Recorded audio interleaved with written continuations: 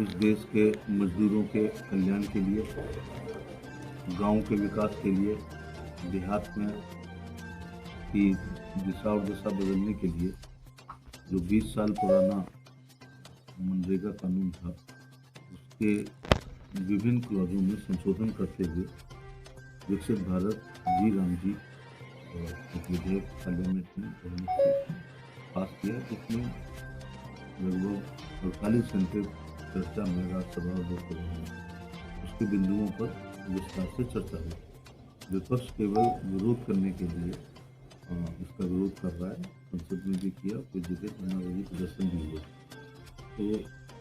मैं आपको ये बताना चाहूँगा कि इसमें क्या परिवर्तन हुए हैं, लेकिन ये जो संशोधित विधेयक है,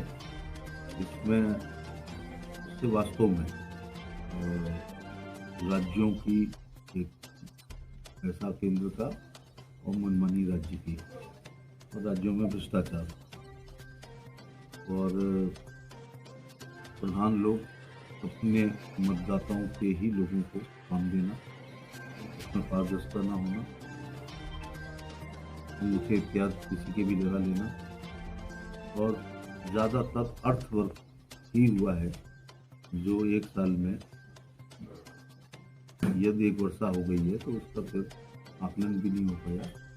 और देश का एक रूरल डेवलपमेंट का जो बड़ा पैसा था,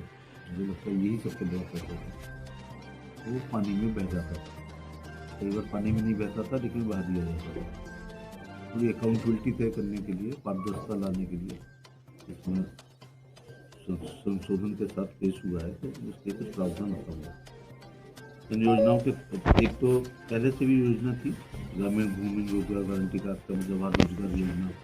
शुरू में जो प्रधानमंत्री GRY बहुत फेमस थी, SRY बहुत फेमस थी, ब्लॉक में आती थी। रोजगार आश्वासन योजना, काम के बदले अनाज योजना, ये जनता पार्टी ने शुरू की थी 77-78 में। महाराष्ट्र रोजगार गारंटी अधिनियम 1977, अनाज राष्ट्रीय कार्यक्रम 2004 और महात्मा गांधी नरेगा 2005 जो मनमोहन सिंह जी लाए थे, उसका उनको बहुत बड़ा लाभ भी मिला। लेकिन राज्यों से अक्सर ये शिकायतें आती थी कि इसमें पारदर्शिता नहीं है और स्कैम होते हैं बहुत बड़े, और एक पंचायत प्रतिनिधियों की तानाशाही भी चलती है, जिस उद्देश्य के साथ कि मजदूर को 100 दिन काम मिलेगा, उसको माइग्रेशन नहीं करना पड़ेगा अन्य राज्यों में, और वो अपने घर में रहते ही काम करेगा। तो प्रायः देखा गया कि अपनी पसंद, अपनी जात, अपने फॉलोअर्स को ही काम देने का ज़्यादा होता है। फिर भी इसमें शामिल